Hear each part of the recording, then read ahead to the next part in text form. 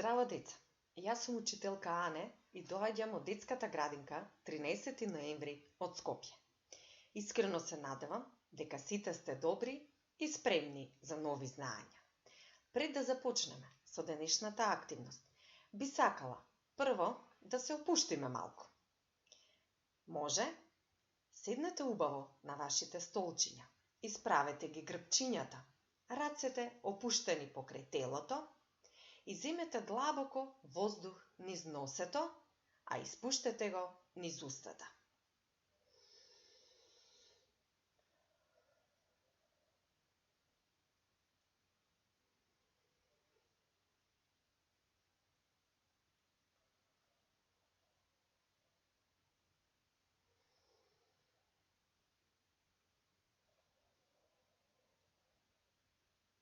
Одлично! Дали малку се опуштивте? Така е. А сега широко отворете ги вашите очи и уши. Внимателно гледајте и слушајте. Денес, деца, малку ќе поразговараме за сообраќајот и за тоа како вие безбедно може да се движите на улица. Ќе се потсетиме на некои работи кои што веќе ги имаме научено преку приказната за Марко и семафорот. Слушајте внимателно.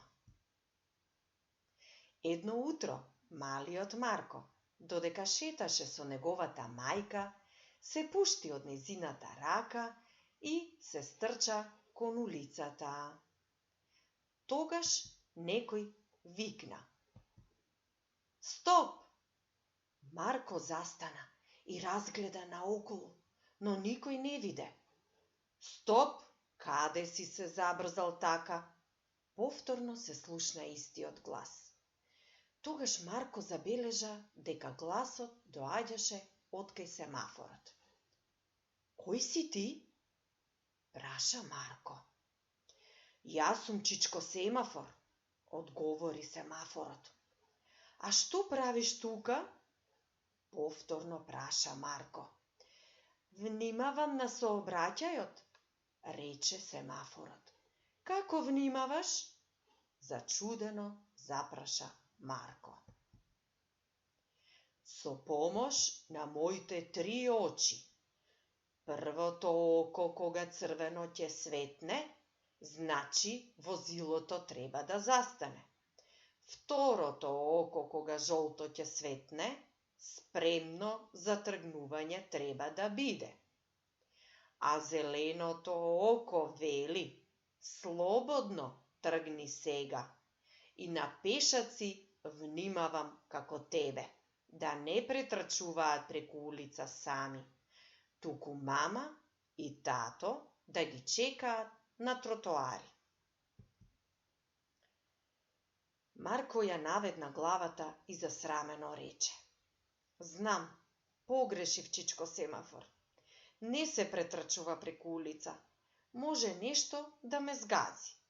Треба да се застане, лево и десно да се погледне и на пешачки премин да се премине. Кога возила улицата нема и на двете страни, или на твоето црвено светло се застанати. Така е, дете мое, но заборави уште нешто. Ти си мал, за да бидеш сам," го помена семафорот Марко. "На мајка ми избегав. Се извинувам, чичко семафор. Веќе нема да се повтори," му вети Марко на семафорот и се врати кај мајка му. Дали ви се допадна приказната за Марко и семафорот, деца? Да. Што направил Марко? Така е, истрчал на улица. Кој го спречил да ја премине улицата? Семафорот. Деца, како што сами видовте и слушнавте, семафорот има 3 светла: црвено, жолто и зелено, и со нивна помош тој го регулира сообраќајот. Дали Марко ја научи како треба да се движи по улица? Што мислите вие, дечиња? Да, сега, на нареднава слика, сакам малку да погледнеме и да повториме. Ајде да видиме, што има овде. Еве го семафорот каде е одбележан, и на едната страна од улицата, и на другата страна. Така е, дечиња.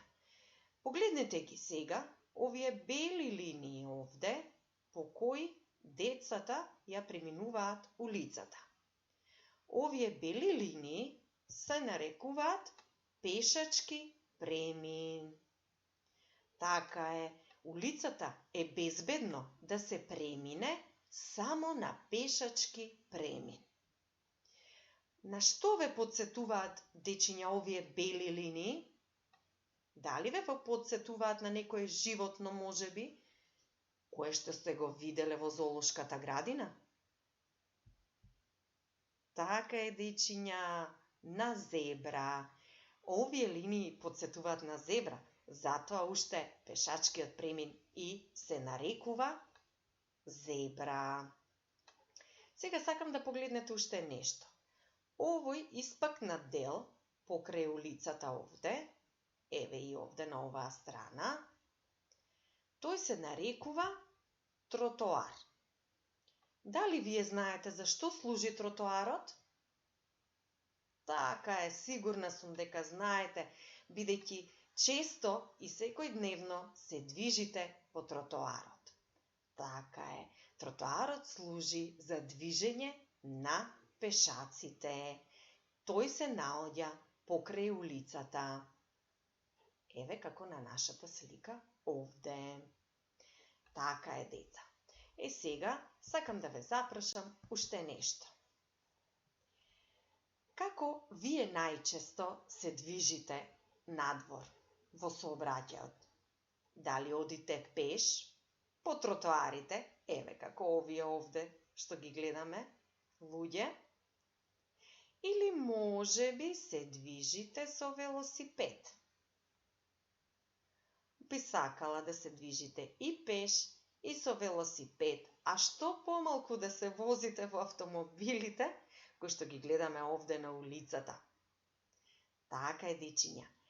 Овој дел овде, кој што е посебно обележан покрај улицата, се нарекува велосипедска патека и тој служи за возење на велосипед. Значи, тука може безбедно да возиме велосипед без да имаме никакви проблеми или незгоди со превозните средства кои што се движат по улицата.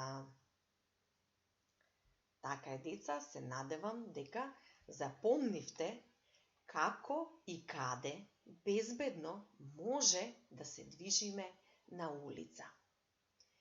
Улицата ја преминуваме на пешачки премин, се движиме по тротоарот, а велосипед возиме на велосипедска патека.